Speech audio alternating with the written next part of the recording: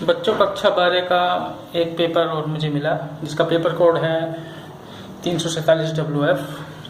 तो इसके बहुविकल्पीय प्रश्न बताऊंगा पहले, फिर तीनों पेपर के जो आंकिक प्रश्न हैं वो कराऊंगा।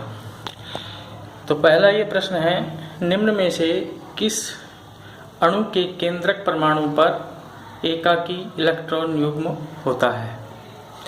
तो इसके चार विकल्प दिए हैं, Cl2, CH4, CaCl3, NH3। तो हमें केंद्रीय परमाणु पर इलेक्ट्रॉन युग्म देखना है। तो इसके लिए बाहरी कोश में इलेक्ट्रॉनों की संख्या में पता होनी चाहिए। क्लोरीन का परमाणु क्रमांक 17 होता है, बाहरी कोश में 7 इलेक्ट्रॉन होंगे।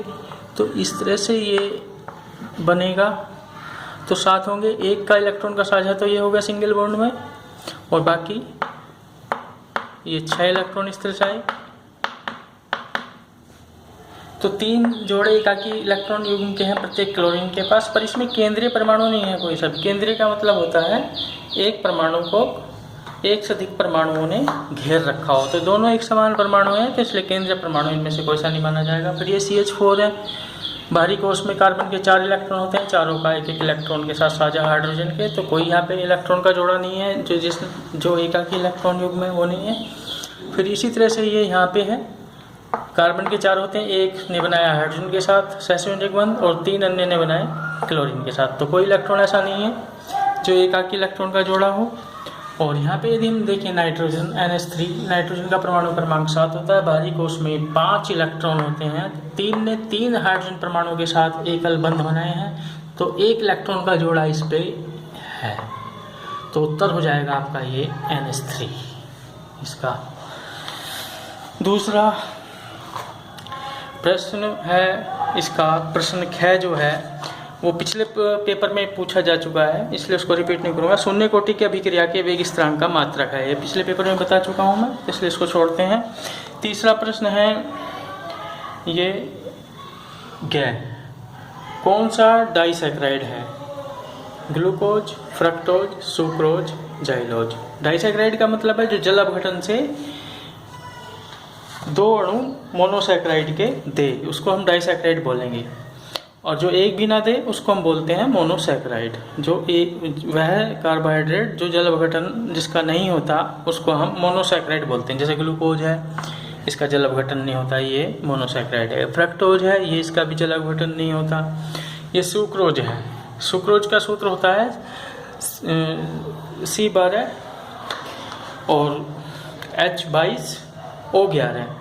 तो जब इसका जल अपघटन करते हैं तो एक मॉलिक्यूल ग्लूकोज का और एक फ्रक्टोज का मिलता है, यानी 2 मोनोसैकराइड के अणुओं में मिलते हैं। तो सुक्रोज ही क्या है? ये डाइसैकराइड है। और जो चौथा ऑप्शन है जाइलोज, इसका सूत्र होता है C5H10O5।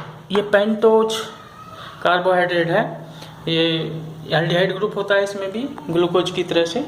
फ्रक्टोज में कीटोन ग्रुप होता है। तो इसमें डाइसैकराइड क्या है? सुक्रोज। ये भी मोनोसैकराइड है, जाइलोज भी, फ्रक्टोज भी मोनोसैकराइड है और ग्लूकोज भी मोनोसैकराइड है। फिर है प्रश्न घ, 180 ग्राम जल में जल के कितने मोल होते हैं? तो मोलों की संख्या हम कैसे निकालते हैं? द्रव्यमान बटे अणुभार। द्रव्यमान कितना दे रखा है? 180, और जल का अणुभार होता है 18।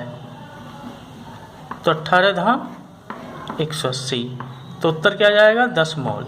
इस प्रश्न का उत्तर होगा 10 मोल, जो इसके दिए गए उत्तरों में से इसका तीसरा विकल्प सही है। इसके बाद जो चौथा प्रश्न है, पांचवा जो प्रश्न है इसमें, वो है तनुता बढ़ाने पर विशिष्ट चालकता घटती है। हम पढ़ते हैं, एक तो चालकता पढ़ते हैं, एक पढ़ते हैं विशिष्ट चालकता, ये इलेक्ट्रोकेमिस्ट्री वाले पोर्शन से है। एक पढ़ते हैं तुल्यांकी चालकता, एक पढ़ते हैं मोलर चालकता।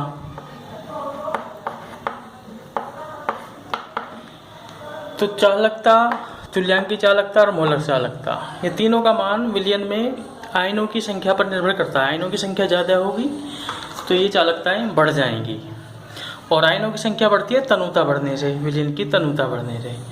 और जब हम तनुता बढ़ाते हैं तो आयनों की संख्या एकांक क्षेत्रफल में घट जाती है। ये एकांक क्षेत्रफल पर निर्भर करती है विशिष्ट चालकता। तो ये कह रहा है तनुता बढ़ाने पर विशिष्ट चालकता क्या हो जाएगी? घटती है। इसका उत्तर हो जाएगा घटती है। बाकी तीनों तो बढ़ेंगी क्योंकि आयनों की संख्या पर निर्भर कर रही हैं। ये एकांक आयतन में आयनों की संख्या पर निर्भर करता है विशिष्ट चालकता का मान, तो इसलिए ये घटेगी क्योंकि आयतन एकांक आयतन में तो आयनों की संख्या घट जाएगी, कुल आयनों की संख्या बढ़ेगी पर एकांक आयतन में घट जाएगी, तो इसलिए ये विशिष्ट चालकता का मान घट जाएगा। फिर है अगला प्रश्न, पोटेशियम सल्फेट है। पोटेशियम सल्फेट कैसा ठोस है? तो इसके पोटेशियम सल्फेट इसके 4 विकल्प इन्होंने दिए, आयनिक ठोस, धात्विक ठोस, सहसंयोजक ठोस और आणविक ठोस।